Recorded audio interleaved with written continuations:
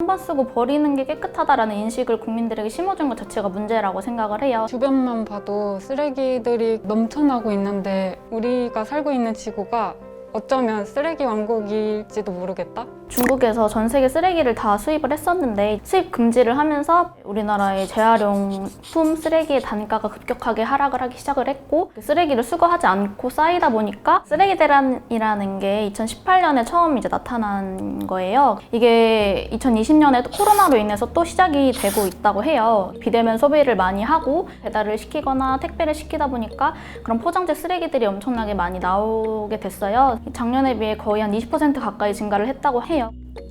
또다시 닥쳐온 쓰레기 대란에 당황한 이들도 많을 것입니다. 분리수거는 시민들의 일상이 된 지 오래고 한국은 OECD 국가 중 독일에 이어 2위로 재활용을 잘하는 국가로 알려져 있었기 때문입니다. 그렇다면 무엇이 문제일까요? 우리나라 재활용 그 수치라는 걸 검색을 해보면 대부분 이제 80% 이상이다라는 말이 좀 많이 보일 텐데 근데 실질적으로 재활용률은 그렇게 높지가 않거든요. 왜 그러냐면 우리나라는 이제 수거하고 선별하고 처리하는 이 3단계의 과정을 거치게 되는데 이제 우리나라 재활용률이 어떻게 집계가 되냐면 이 수거를 하고 선별업체에 그냥 들어가는 순간 그냥 재활용이 됐다고 판단을 해요. 근데 문제는 이 선별하는 과정에서 재활용되지 못한다고 판단돼서 버려지는 플라스틱이 굉장히 많거든요. 민간업체에서 담당을 해서 선별을 하고 처리를 해요. 그러다 보니까 이제 돈으로 이익이 되지 않는다 싶으면 그냥 버려버리는 경우가 좀 있어서 실질적으로 재활용률은 거의 40%도 안 된다라고 저희들은 판단을 하고 있습니다.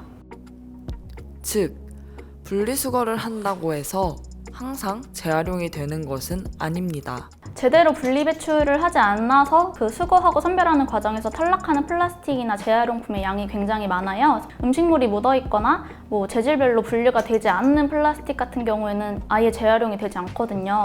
왜냐면 재활용을 했을 때는 그 플라스틱이라든지 그런 재활용품의 순도가 조금 높아야지 재활용이 되는데 이 과정에서 음식물이나 다른 재질이 섞이게 되면 순도가 낮아져서 재활용을 할 수 없는 게 돼요. 그래서 이제 깨끗이 씻어서 분리배출을 해야 되는데 그걸 안 해서 이제 탈락하는 경우가 가장 많다는 게 좀 큰 이유가 되긴 하고요. 이제 재활용품인 줄 알았는데 재활용품이 아닌 쓰레기들이 굉장히 많거든요. 그래서 이제 스티로폼 같은 경우도 색깔이 있는 스티로폼은 전혀 재활용이 되지 않아요. 고무장갑이라든지 고무대야 같은 것도 재활용이 되지 않아서 이제 칫솔이나 볼펜 같은 경우도 딱 보면 이제 플라스틱이라고 생각을 하시는 경우가 많더라고요. 그 안에는 되게 무수히 많은 재질들이 부품이 조금씩 들어가 있기 때문에 재활용이 안 되는 경우가 많아서 그냥 일반 쓰레기로 버려주셔야 됩니다. 그렇다면 우리가 할 수 있는 일은 올바른 분리배출뿐일까요? 개인 차원에서 할 수 있는 건 쓰지 않는 거라고 생각을 해요. 제로웨이스트 말 그대로 해석을 하면 쓰레기를 0으로 만들다 라는 의미로 쓰레기 없는 삶을 지향하는 라이프 스타일을 말합니다. 저희는 일회용품 사용을 최대한 줄이고 안 쓰고 다회용품을 사용하려고 노력을 하고 있어요. 간장게장 양념게장. 아, 좋아. 그리고 김치랑 참기름이랑 김은 그냥 안 받는 걸로. 간장게장이랑 양념게장. 여기다 양념게장 담아드리고 여기 밑에 거에 간장게장 담아드릴게요. 감사합니다. 보통 들고 다니는 거는 이 텀블러고요. 여기 조금 잔기스가 많이 생긴 걸 볼 수 있는데 그 텀블러 한 개당 1000번 이상을 써야 환경에 도움이 된다는 점을 잊지 않고 텀블러를 계속 사용하고 있는 중인 것 같아요.